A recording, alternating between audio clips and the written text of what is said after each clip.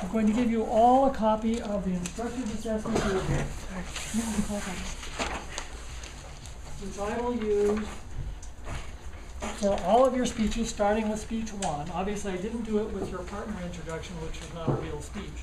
But I will do it for all of your speeches, starting with speech 1, which begins this Thursday and ends this Friday or maybe early next week. Now, when you get this, you'll see that at the top it has a space for me to put whether it's graded or not. It has a place for the class hour, for your name, for your topic, and for the kind of speech that you're given. I'll go ahead and show it up here, I suppose.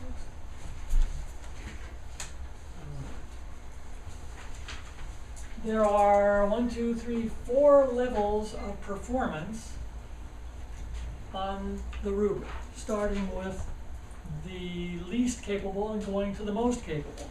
So I'm not going to bother talking about the absent or insufficient column. I'm assuming that all of you want to do the best that you can in all of your speeches, and that is represented by this column which says exemplary. What does exemplary mean? Great. Excellent. Excellent. Yeah, it comes from, you know what an exemplar is? Amber, what's an exemplar?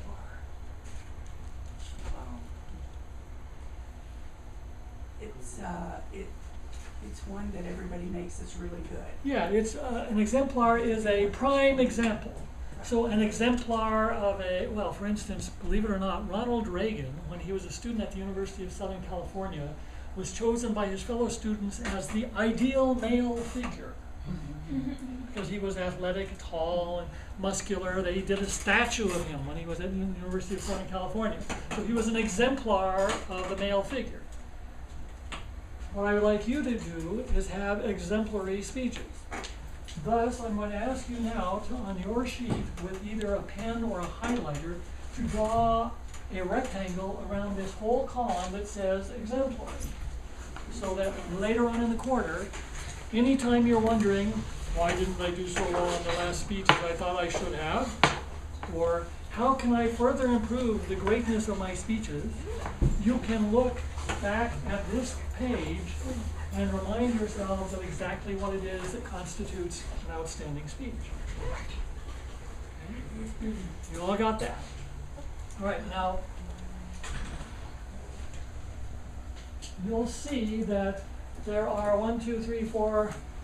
6 rows, which are the 6 components of the rubric and the 6 components of speeches that I will be looking for in everything you do this quarter. I'm going to go through these one at a time so that you'll know, again, what it is that makes an outstanding speech. I should point out, I think you may already know that the speeches can earn you up to 100 points each. There's no reason why you shouldn't do well on these once you know what it is that's required to do so. In fact, what I would love to have happen is that all of you make 100 points on all of your speeches. As it turns out, I have assessed about 12,000 speeches since I came to Clover Park Technical College. And before that, actually there have been no 100 points speeches here at Clover Park. There have been several 99s. There was one 100-point speech at Wenatchee Valley College in 2001. So it is possible to have a 100-point speech. I would like you to be the next people to earn 100 points on your speeches. You look concerned, Erica. No. You can be the next. All right. So let's start out with quality of preparation. If you look over here, what you'll see is a representation of what a speech is. I call it an iceberg. By this I mean that the part of the speech that your audience hears and sees is really only about 10% of the speech.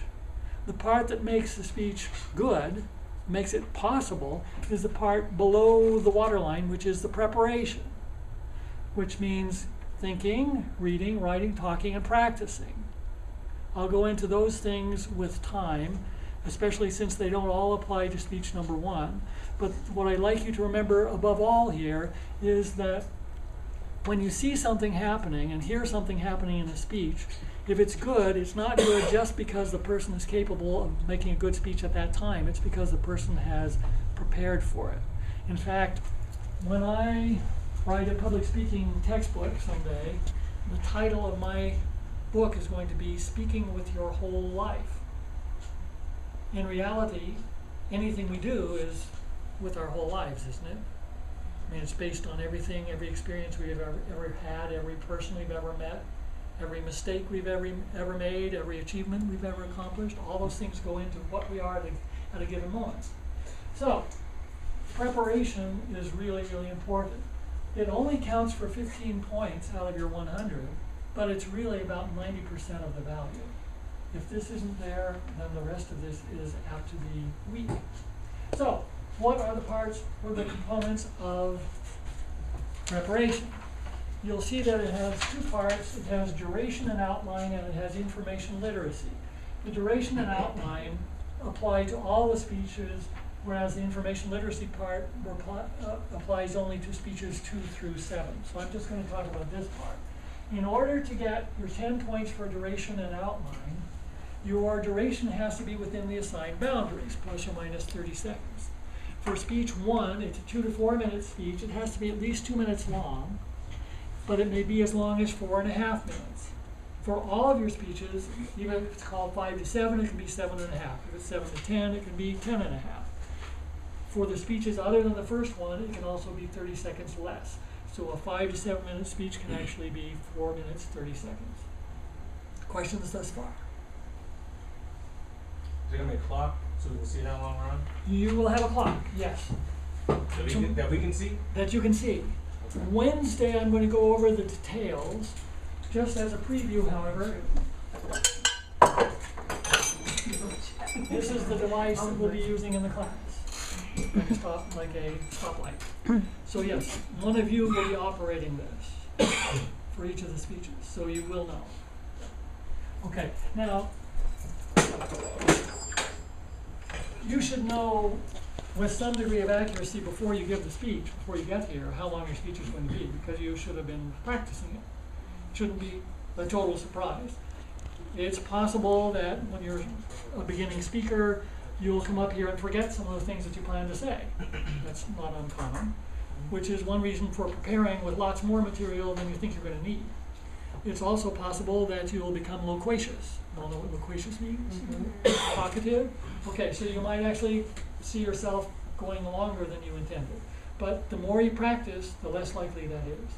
So the duration has to be within 30 seconds, and you need to submit a typed outline with all of your speeches.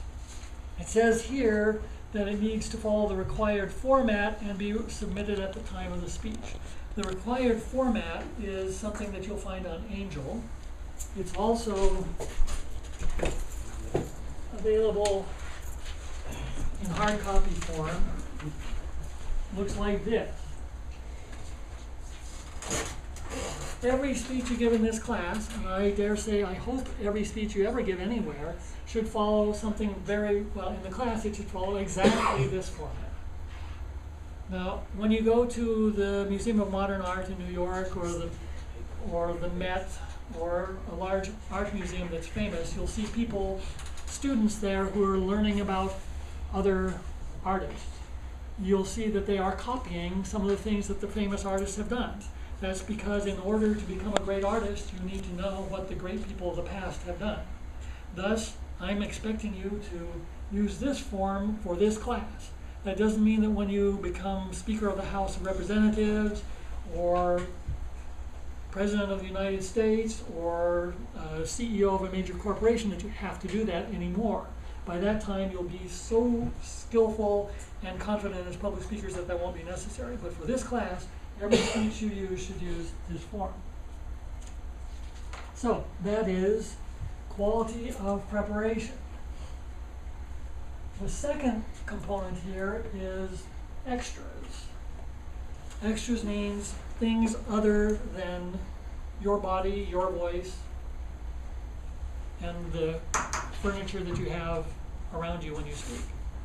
So extras can be visual, they can be auditory, they can be tactile, something that people feel, they can be things that people smell, they can be, but they have to be something in addition to yourself, extras. in order for you to get 5 points for your, and let me say again, I don't know if this is the case for every public speaking instructor in every public speaking course in the country, but as far as I'm concerned, any speech you ever give in your lives, in addition to following this format, needs to have an extra. Lisa has been kind enough this morning to work on a little project for the meeting that will be taking place in Olympia Wednesday morning, when I'm going to be talking about the open course library to the House Higher Education Committee. I'm not just going to talk to them. I'm going to have a PowerPoint because they expect a PowerPoint. But in addition to that, I'm going to have, would you hold up one of those items, please? I'm going to get each member of the committee a little glass globule, which has, you can pass that around if you'd like, which has the name of a course on the underside of it so that the people can actually hold it in their hands. Part of your task in a speech is to make sure that what you say doesn't just pass into the ether and disappear forever. Part of your task as a speaker is to make sure that what you say reverberates and remains in the minds of your audience, so that something is different about them at the end of the speech and stays different. Your extras can go a long way toward that. Okay, you may turn that off.